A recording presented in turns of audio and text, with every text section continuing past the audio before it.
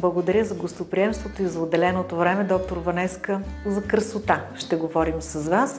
Знаем, че модела за красота се е променял много във времето, но вашето опитно око на дерматолог какво вижда? Какъв е модела за красота днес? Модела за красота винаги за мен е бил естетиката и естественото излъчване.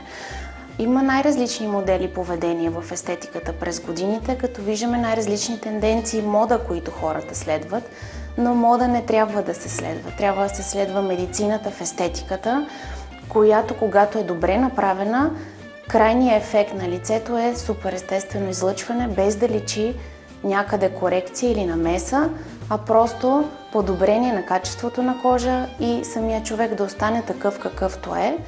Тенденцията навсякъде в момента е естетиката да бъде естествено извършена и изглеждаща. Тоест европейките да изглеждат нежни и деликатни, да не са със свръхкорекции и всяка една намеса не би трябвало да личи.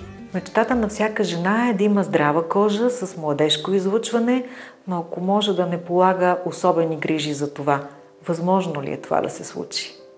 Не е възможно, ако една дама редовно и адекватно не се грижи за кожата си. Една от стъпките е правилен избор на козметика, с която тя да следва тези стъпки. Те да бъдат персонализирани към нейните индивидуални недостатъци типа кожа и по този начин тя да ги съчетае с правилните процедури, или лазерни такива, или леки инжекциони, или друг тип манипулации, които естетиката предлага, за да сътвори едно естествено излъчване и добър вид на самата кожа. Вие, дерматолозите, казвате, че враг номер едно на кожата е слънчевата радиация. Доктор Ванеска, какво виждате Вие като увреди на вашите пациенти, които са прекалили с излагането на слънце през лятото? Значи факторите, които могат да увреждат самата кожа, са най-различни, вътрешни и външни. Най-честите такива са слънчевата радиация, климат, вътрешни фактори, като тютюнопушене, неправилно хранене, начин на живот, заболявания, прием на медикаменти, свободни радикали.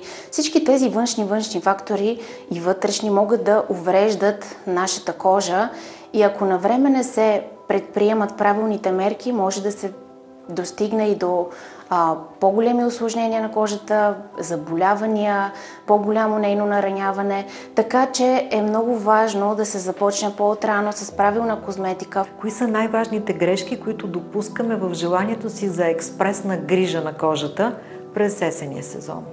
Една от основните грешки е, че не се продължава използването на фотозащитните кремове през есенно-зимния сезон, както и не се започва през есента възстановяване на кожата с процедури, които доставят хидратация, фотоподмладяване, възстановяване на омазняването от лятото, както и други нарушения, които слънцето и външни фактори могат да ги направят на самата кожа.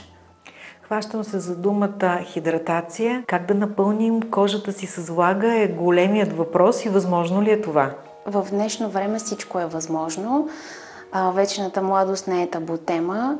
Хидратацията също така бързо и лесно може да се възвърне с инжекционни процедури, които могат да възвърнат добавките на кожата, с които тя да изглежда по-хидратирана и по-здрава. Така че освен инжекционни процедури, може също така да се повлияе добре и от лазерните процедури и една лека комбинация от двете да възвърне качествата, хидратацията, регулиране на омазняването, капилярната мрежа и петната, които са се сътворили през лятото. Стареещият епигеном. Това е нещо ново, което приковава вниманието на учените. Но всъщност какво означава това на полето на дерматологията? Става въпрос за една генетична информация, която е заложена и закодирана в така наречения епигеном. Този епигеном е управляващ клетъчния софтуер, който дава отражение на стареенето, т.е. всичко е закодирано. Ако ние правилно и профилактично на време започнем с подготовка на кожата, анализ и програма тя да не стигне до увреждане, ние тези неща може да ги предотвратим и изобщо да не се случат кожни дефекти и кожни заболявания, защо не и стареене на кожата. Има ли кожни заболявания, появата на които можем да спрем, ако спрем стрелките на времето? Всички тези външни, вътрешни фактори, които водят до геномна промяна на тази информация, водят до клетъчно остаряване и до нарушения на кожата. Това са, както казах, раковите заболявания на кожата, които могат да бъдат предотвратени с фотозащитата, която от рана възраст се използва, защото вече слънчевата радиация не е тази, която е била, а е доста по-агресивна и силна. Отделно хиперпигментациите, капилярните нарушавания, които водят до розацея или базоцелуларни увреждания от слънцето, могат да бъдат предотвратени с превентивни лазерни процедури, които да правят кожната бариера да е добра и устойчива към всичките тези външни и вътрешни фактори и тя да има добра кожна метаболитна функция и да бъде устойчива и нашата преграда към всичко, което иска да я увреди и да промени генома в нас. Можем ли не просто да спрем часовника на времето, а да превъртим стрелките назад? В днешно време с естетиката и всичките възможности е абсолютно възможно с правилна грижа и профилактика да имаме здрава и млада кожа. На финала на нашата среща, доктор Ванеска, какъв е модела за красота през очите на дерматолог?